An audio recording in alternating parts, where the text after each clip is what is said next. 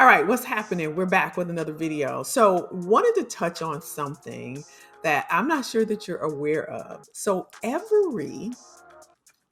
pretty much, I'll say for the most part, um, every HR department has this list. This list is comprised of what they deem high potential employees. So, this is a high potential employees list. This list, let me just say, to get on this list, there are a couple of things that they look for. And again, this is Kelly's, what I have come up with on how to get on this list.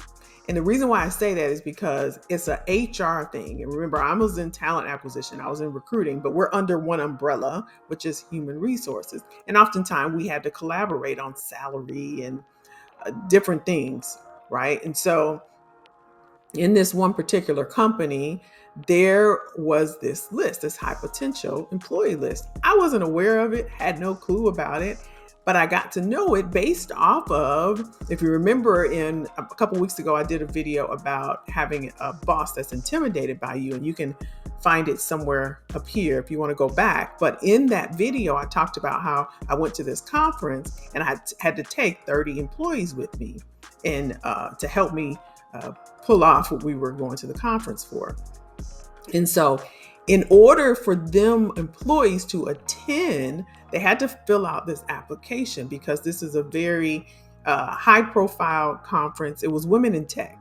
And I think the tickets to attend, it was like $1,000 per, right? And so the company wanted to ensure that whoever went earned the right to go and deserved to go. So there was an application process. And so you had to be in good standings, right? Meets expectation on your performance review.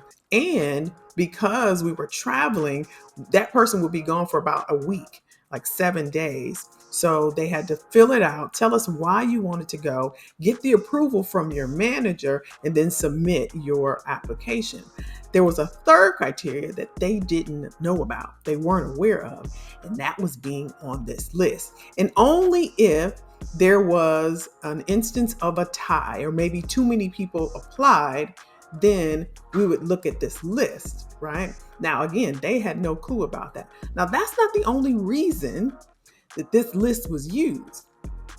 Whenever there was a reduction in force, a RIF, reorganizational restructuring, laying people off, this list would come into play. That was another time that I learned about this secret list. Now, I don't know, maybe you know about it or not, but even working in HR, I had to learn about this so-called list.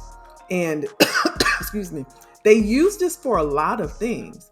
I knew that they used it for RIFs when one happened, not one, but two happened. And there were certain people that were being let go, and they would refer to this list thing. And I'm like, and I was pretty cool with the HR business partners. I'm like, what is going on? What is this list y'all talking about? And then they showed me, and then they told me about it. So I wanted to share with you in this video, one, about this list. I would venture to say that every company has one. I don't have any proof about that, but I would venture to say that this isn't the only company that has something of that, something similar to that, whether it's a list or a group of people or certain people that has built themselves up as an asset in the organization, or someone that the company won't let go. And so I want to share with you, one, that there is some type of list. Okay. Two, the criteria for the list. And then three, how to get on it. So one, we talked about the list, what it's about, how they use it. So let's talk about the criteria for this list. And again, this is Kelly saying what I think just based off my experience of learning about it.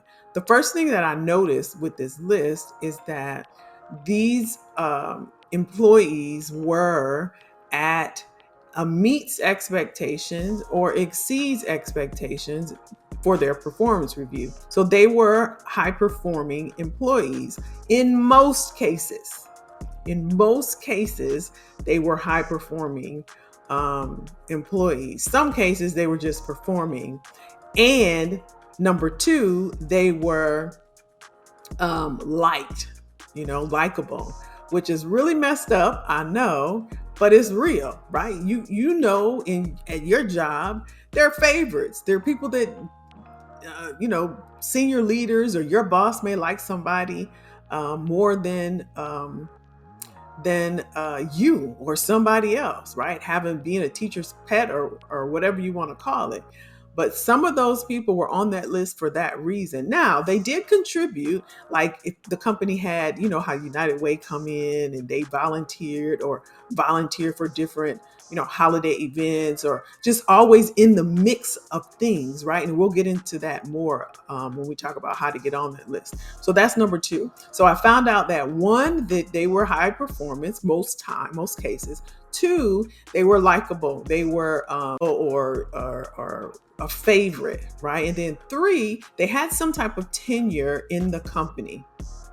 And the reason why I say the tenure is because of the second reason, being liked or being a favorite. You have to know someone to be liked. You have to know someone to be a favorite. So most of the time, they were there for maybe 2 years, 3, 5, 7, 12, 15, whatever the case is. It's just how you move in that company, how you move around, what types of moves you make. So let's get into it. Number three, how do you get on this list, right? So we talked about being a high performer in most cases. And I think the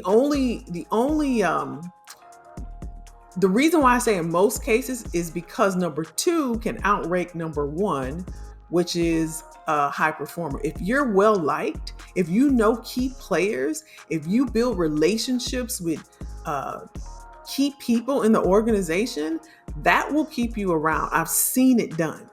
As a matter of fact, I did that, not to keep me around, but I got special privileges and I was not liked by my colleagues because I knew how to move in the organization. And so that's number two, knowing key players, knowing people that advocate for you, knowing people that when the doors are closed, they're talking about you, they're bringing you up, they're championing for you, and they're advocating on your behalf. It's easy to spot the key players. Once you get into a company, you start asking. Oftentimes, what we do is we go into a company and we start to make friends, right? Go to lunch with people that don't matter.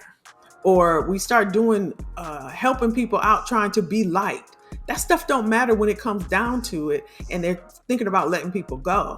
That stuff don't matter when it comes to getting promotions, being liked, or helping get Jane some cupcakes on her birthday because you want people to like you. That's not going to pay Georgia Power and Walmart and Target. You can't take likes into a building, right, to make payments. You want to get to the key players, though, and you know who they are, people that you see always involved. And it doesn't have to be senior leadership. It could be random person, but they just always in the mix of something. You want to build a relationship with those people, right? This is something I teach my clients in my program, where when you go into a company, you want to become an asset, and we break down how to become an asset. So I'm giving you a few of those tips now. So think about who the key players are in your company and how you can start to build relationships with them, right? And so that was the second thing, being liked or being the favorite. And then the tenure part, again, I shared with you about, in order to be liked or build relationship, that takes time, right? That takes time to do that. So this is something I wanted to share with you. I know there's a lot of talk currently, I don't know when you're watching this video, about, a possible recession and things happening. So now I want to help you to prepare, right? And be an asset. If you're not already, if you're just going into work, putting your head down and just doing your work and minding your business and all that, you got to be out there, right? You got to be out there. You got to become an asset. You got to make what you're doing known. And again, I break this down in my program with my clients. And if you want to know more about that, You can go to attractopportunities.com, or there's a link below where you can book some time with me and we can kind of map out a strategy, see if it's a good idea for us to work together. If it makes sense, I can definitely help you with that, because becoming an asset is key. It protects you when those doors are closed. You want somebody, when you're not in the room, you want someone talking you up for that promotion, to get more money, to get that spot bonus or that developmental increase, or that new title, or to keep you off that RIF list, right? I'm not saying it's a foolproof method, but it don't hurt, right, to have that in your back pocket. So definitely wanted to share that with you. Hopefully this was helpful. Let me know in the comments if you have already tapped into reaching out to key leaders and how you go about it and becoming an asset in your company. Let me know if you've done that already. All right. And I'll see you in the next video.